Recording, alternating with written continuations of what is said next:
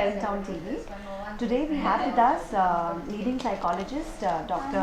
Varkha Chulani, and we'll be discussing with her the effect of family pressure and pressure that society puts on a new mom, on the growth of the baby and the state of the mother. Right. Okay. So my first question to you is that we all talk about postnatal depression, and we say that it's mostly because of the hormonal changes the mother is going through, Yes, and a number of other factors. Correct. How important does the family environment play a role in postnatal depression?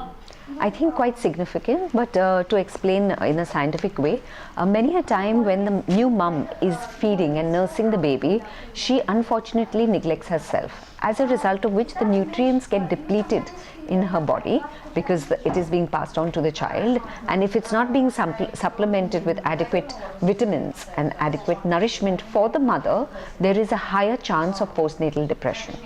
Okay, so I think the family and the support system around the mother ought to keep the mother well nourished. I don't mean well fed, I mean well nourished, because it's not about eating ghee and overeating and then putting on weight which is needless, but seeing that there is a replenishment of the nutrition which is required for the mum to be able to continue to feed her baby for 8 months, 1 year, whatever she decides. Okay.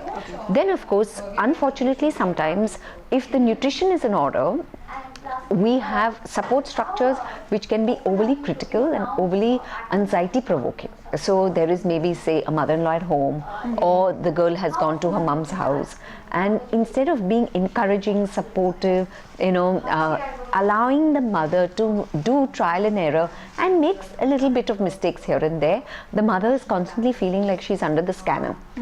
That puts a lot of pressure, and more than postnatal depression, I think it's postnatal anxiety which comes forth to a new mum. Okay. And does the state of the mind of a mother, so the mother's state of the mind, does it affect the growth of the baby?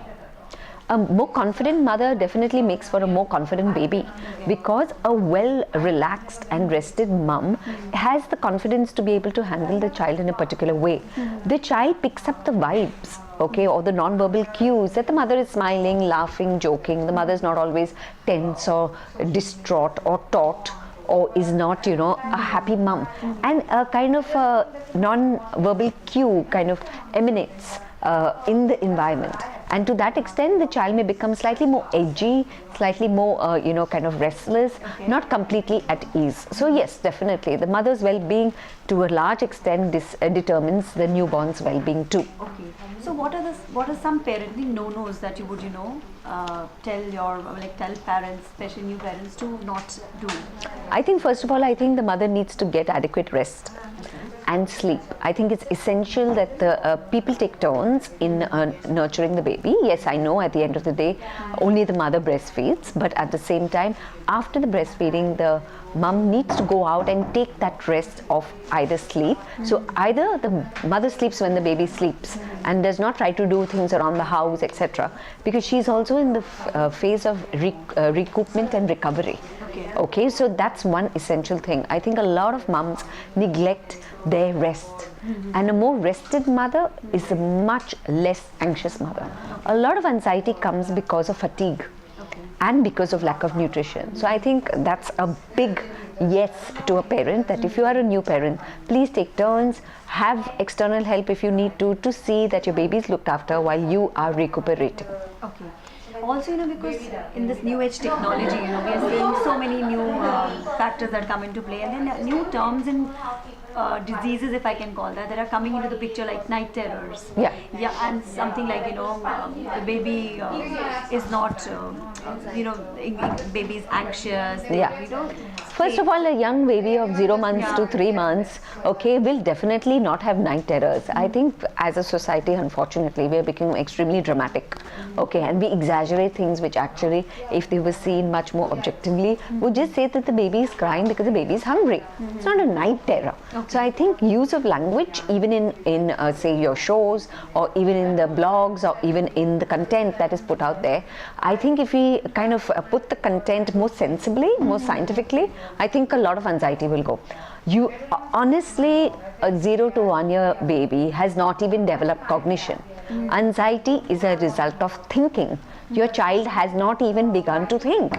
Your child just uses visual stimulus to recognize you, and therefore smiles because he recognizes the mother as the caregiver, as the provider, as the nurturer. So anxiety is not true for children below 1 year, definitely not.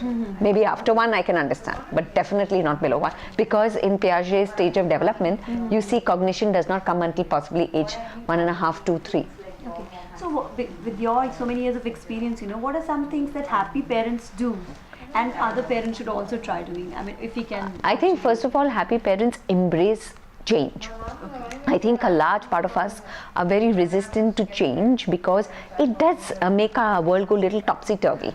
So the more flexible I am, the happier I am. So if I have to sleep in the afternoon instead of the night, I'll sleep in the afternoon instead of the night. Instead of eating my breakfast at 9 o'clock in the morning, if I eat it at 11 o'clock. So the adaptation and adjustment of the new parents is essential to their happiness. And I find a lot of parents being extremely rigid and extreme, not understanding that there is now a new phase in their life which they need to kind of adhere to. Okay. So if you're going to say no, but I must get up at 7 o'clock and be able to go to exercise and come back, you're kind of narrowing yourself into a very rigid structure. Okay. So for the first 3 months, I would say decide to have no structure which pulls you back and reins you in. Have some structure where there is baby bathing at a certain time, trying to regulate, but regulation does not mean rigidity. So I think happy parents are flexible parents. Okay.